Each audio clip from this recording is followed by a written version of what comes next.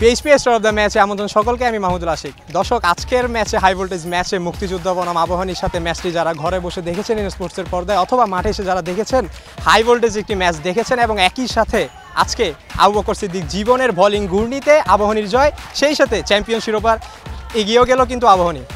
Congratulations জীবন ভাই, অসাধারণ একটি খেলা খেলেছেন আজকে, দেখেছি অসাধারণ ব্রেক থ্রু করেছেন, 5টি উইকেট নিয়েছেন। আসলে দলের জন্য এটা খুব ভালো, আর একটা মানে মোমেন্টামটা এমন হয়ে গেছিলো যে মানে মুক্তিযোদ্ধার মানে খুব কাছাকাছি ম্যাচটা চলে গিয়েছিলো, তো থিঙ্কিং করছিলাম যে কী করা যায়, তো মানে সব মিলে খুব ভালো হয়েছে আর কি। ইনজামাম আর ইয়ার কথা যদি বলি, অসাধারণ একটা পার্টনারশিপ ছিল। জাওয়াদের কথা যদি বলি, তিনি কিন্তু বলতে গেলে ম্যাচটা জিতেই ফেলছিলেন, সেই জায়গা থেকে ব্রেক থ্রু এবং পরপর 2 ওভারে দুটি করে চারটি উইকেট। তখন আসলে আপনার মোমেন্টামটা কেমন ছিল? আসলে যখন আমি উইকেটটা পেয়ে গেছি তখন আমার মোমেন্টামটা আমার মনে করছি যে একটু আস্তে বল করলে এই উইকেটে বেটার হবে, তো আমি আমার প্ল্যানে বল করছি এবং সাকসেস হয়েছি আর কি। কী মনে হয়েছিল যখন এরকম একটা পার্টনারশিপ তৈরি হয়েছে, আর কিন্তু বেশ কিছু 40 রানের মতো দরকার ছিল, হাতে কিন্তু এখনও প্রায় 6টা উইকেটের মতো রয়েছে, তখন আসলে কী মনে হয়েছিল, জিতবে কি জিতবে না আজকে আবাহনী? না, অবশ্যই লাস্ট পর্যন্ত আমাদের MD sir, honourable MD sir, উনি বলতেছিল যে লাস্ট পর্যন্ত ট্রাই করবো আমরা, ঠিক আছে। তো প্ল্যান ছিল এটাই যে আমরা 30-32 ওভার পর্যন্ত আমরা মানে মোটামুটি একটা ইয়েতে যাবো, কিন্তু লাস্ট 8 ওভার 10 ওভার যেটা থাকবে আমি আর মোসাদ্দেক করবো, এবং স্যারের প্ল্যান ইনশাল্লাহ সাকসেস হয়েছে।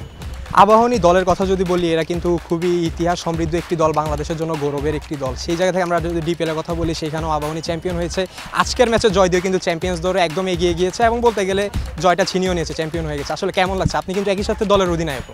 না, অবশ্যই ভালো লাগছে। আমি লাস্ট 4 বছরে 3বার চ্যাম্পিয়ন হইলাম, আমার কাছে অসাধারণ লাগতেছে, এবং আমার কাছে এনভায়রনমেন্টগুলো ভালো লাগে। এখানে এনভায়রনমেন্ট একদম মানে খুব ফ্রেশ, ঠিক আছে। প্লেয়াররা যারাই আসে বাইরে থেকে মানে এরা একদম প্লেয়ারদের সাথে সম্পৃক্ত হয়ে যায়, যার কারণে রেজাল্টটা মানে আমাদের ফরে থাকে সবসময়। আর আমাদের অনারেবল এমডি স্যার, আমি আগেও বলেছি যে মানে চ্যাম্পিয়ন হইতে গেলে কিন্তু 2-1 মাসের মানে আপনার প্র্যাকটিস করলে কিন্তু হবে না, এটা 5-6 মাসের একটা প্রসেস লাগে।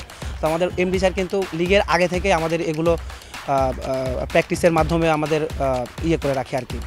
আমি যদি বলি ন্যাশনাল টিমের 2জন প্লেয়ার মোসাদ্দেক, মমিনুল খেলেছে, এই যে ন্যাশনাল টিমের 2জন প্লেয়ার সাথে একসাথে খেলেছেন, তারা দলে খেলেছে, এই জিনিসটা কতটা অ্যাডভান্টেজফুল হয়েছে দলের জন্য, ম্যাচ উইনিংয়ের জন্য? না, অনেক অ্যাডভান্টেজ, কারণ ওনারা মোসাদ্দেক এবং মমিনুল ভাই, ওনারা যখন মাঠে ছিল আমাকে প্ল্যান দিচ্ছিল যে কি করা যায়, ছোট ছোট যে জিনিসগুলো ওগুলো আমি আরও শিখতে পেরেছি, এবং আমি ভবিষ্যতেও শিখবো ইনশাল্লাহ। এরকম যেন আরও ভালো ভালো প্লেয়ার যেন আসে, ঠিক আছে, আমাদের জন্য আরও ভালো, যে আমরা কিছু শিখতে পারি।